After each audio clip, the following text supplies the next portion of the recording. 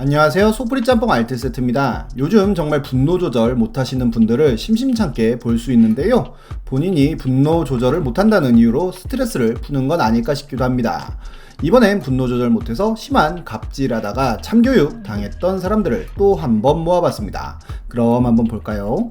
첫 번째는 막말 9급 공무원입니다. 원주시청에서 근무하던 한 9급 공무원은 한 건물의 주차장에 무단으로 주차를 하고 술을 먹다가 건물주로부터 차를 빼달라는 요구를 받았다고 합니다. 그러자 그 공무원은 건물주에게 나는 공무원이야. 네가 나한테 함부로 그렇게 할 수 있는 사람이 아니라고, 내 대표가 누군지 아냐, 시장이야 시장 같은 범죄와의 전쟁 뺨치는 이야기를 했다는데요. 게다가 이후로도 고졸이냐, 어디서 공직자한테 객이냐, 나와라 끝장 보자 등 쓸데없는 문자들까지 보냈다고 합니다.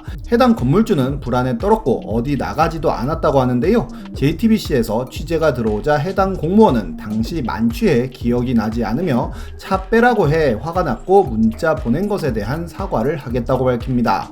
하지만 건물주는 해당 공무원을 경찰에 신고하고 원주시에 민원까지 넣었다고 하는데요. 조용하던 원주시 홈페이지 역시도 항의 글로 폭탄을 맞게 됩니다.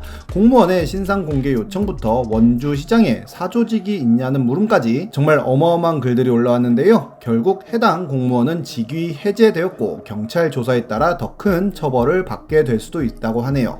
사실 직위 해제라는 조치는 해고는 아니라서 공무원 신분은 유지가 된다고 하는데요. 이런 짓을 했는데도 파면을 안 당하는 게 이상한 것 같습니다. 다음은 배달 노동자 막말한 학원 직원입니다. 올해 초에는 우때에 이제 너무 어이가 없고 화가 나서 여기에 글을 한번 씁니다 라는 글이 올라옵니다. 본인은 배달 대행업체를 하고 있는데 기사 중 한 명이 너무 황당한 일을 겪고 멘탈을 못 잡고 너무 억울해하고 있다고 하는데요. 한 학원에 배달을 가서 계산을 해달라고 하니 지금은 바쁘니까 밑에서 기다려달라고 하여 10분을 기다렸고 다른 오더를 배정받아 시간이 촉박하여 학원으로 다시 들어갔더니 애들 가르치고 있고 지금 바쁘니까 짜증을 내며 그냥 기다리라고 하길래 라이더도 지금 바쁘니 일단 계산부터 해달라고 요청을 했다고 합니다. 그렇게 결제를 받고 오는 와중에 전화 한 통을 받았다는데요. 그렇게 녹취 파일까지 함께 올렸는데 해당 녹취를 들어보면 정말 피꺼솥을 느낄만 했었습니다. 공부를 잘했으면 배달 일하고 있었겠느냐? 부모한테 그렇게 배웠냐?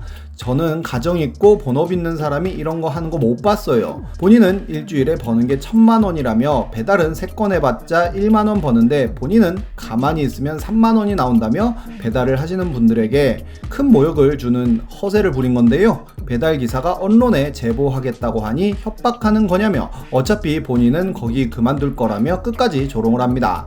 그런데 반전이 있었는데요. 이 사연이 크게 알려지자 해당 학원의 강사와 지인의 단톡방 캡처가 올라왔는데 목소리 들으니까 알겠다며 대상포진 걸려서 못 나오겠다고 한 12호차 지도교사인 것이 밝혀진 것입니다. 실제로 한 네티즌이 해당 학원의 근무 환경을 보니 해당 셔틀 지도교사는 시급 7,800원을 받고 있었는데요. 게다가 알고 보니 해당 셔틀 도우미가 주소를 잘못 쓰고 배달을 하였고 2번 배달하게 되어 3,000원의 배달비를 더 받자 이렇게 막말을 했던 것으로 드러납니다. 그리고 그때 처음 글을 올린 사람도 배달업체 직원은 아닌 것으로 드러나는데요. 이 사람이 누구인지는 아직도 명확히 밝혀지지 않았습니다.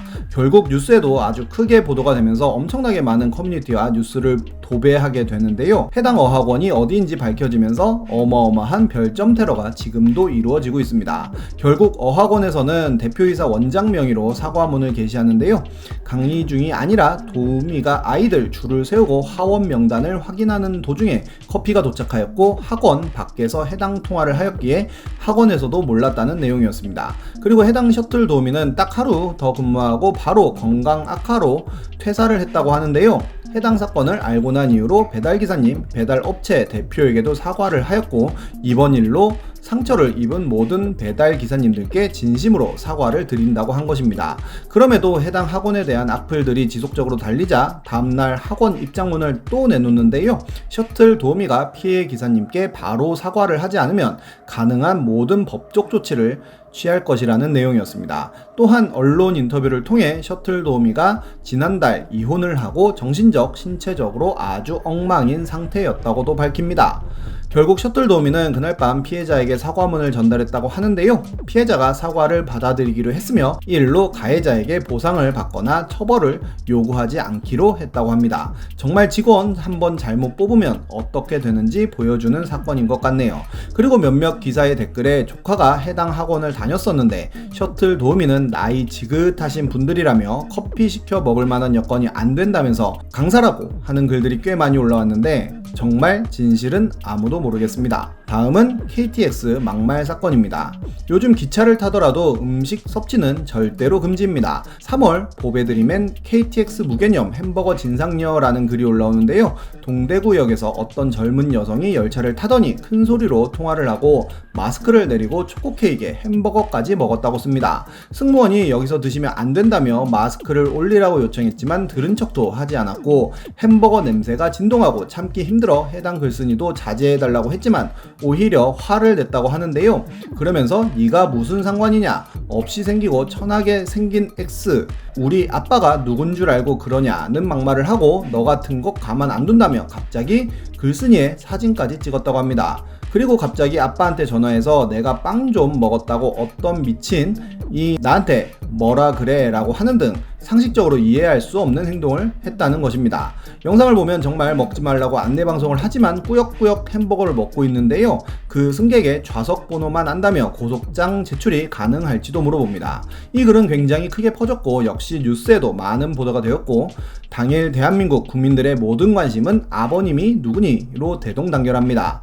그리고 이틀 후에 글쓴이의 두 번째 글이 올라오는데요. 한 보배드림 유저가 해당 진상의 신상을 쪽지로 주었고 그 여자분이 누군지 알게 되었으며 오전에 문자를 보냈다는 글이었습니다. 그리고 그냥 평범한 가정의 아가씨로 추정된다며 아버지가 궁금하지 않을 정도로 정체가 확인되었다고도 하는데요.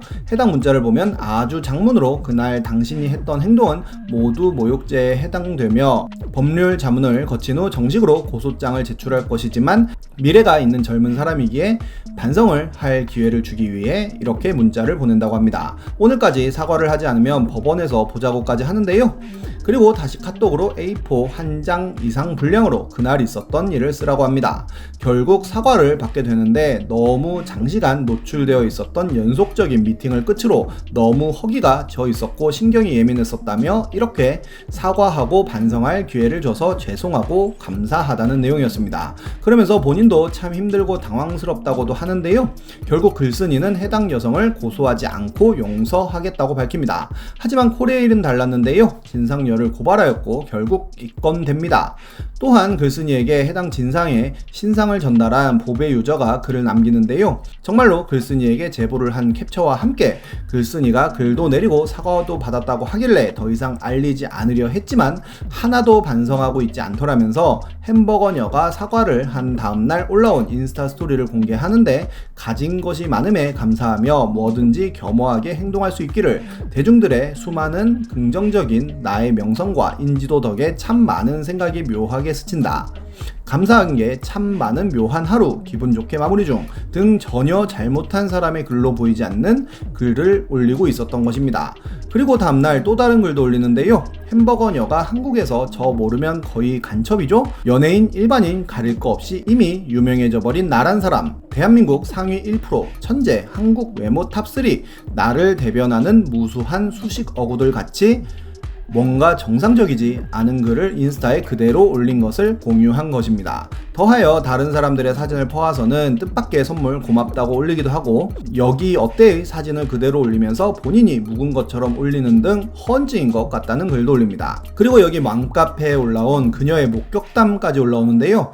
버스에서 50대 아주머니랑 싸우기도 하였는데 우리 아빠한테 말하면 넌 죽었어 라는 말을 무한 반복하였었고 덩치도 큰데 엄청 타이트하게 입고 명품백 항상 들고 다니며 배가 엄청 나왔는데 핑크색 레깅스에 배꼽티를 입고 다녔 놀랐다는 내용이었습니다. 입건 이후로 어떤 처벌을 받았는지 결국 아버지가 누군지는 끝까지 밝혀지지 않고 끝이 납니다. 중국에서는 정말 제대로 참교육을 받았던 사람이 있는데요. 2016년에 한 아파트 단지에서 중년 남성에게 택배 배달원이 뺨을 맞는 영상이 올라오면서 큰 화제가 된 적이 있었는데 배달원이 몰고 있던 3륜차에 후진하던 승용차 뒷부분이 긁히자 차량을 몰던 기사가 배달원의 뺨을 때렸던 것이었습니다. 그리고 택배기사가 차주에게 합의금으로 400위안을 줬다고까지 하는데요. 이 영상은 굉장히 많은 중국인들에게 퍼졌고 순펑그룹 왕웨이 회장은 이번 사건의 책임을 끝까지 물을 것이다. 그렇지 않으면 순펑 택배 회장이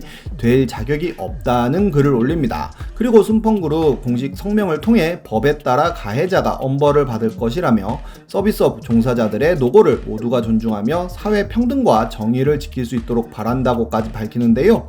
결국 가해자는 공안에게 체포되었다고 하네요. 이 순펑그룹 왕웨이 회장은 말리바바 마윈이 가장 존경하는 인물이라고도 하는데 회장이지만 가끔 직원과 함께 택배일을 하고 기업 행사장에서 우수 직원에게 90도 인사를 하는 등 중국에서도 정말 존경받는 기업인이라고 하네요.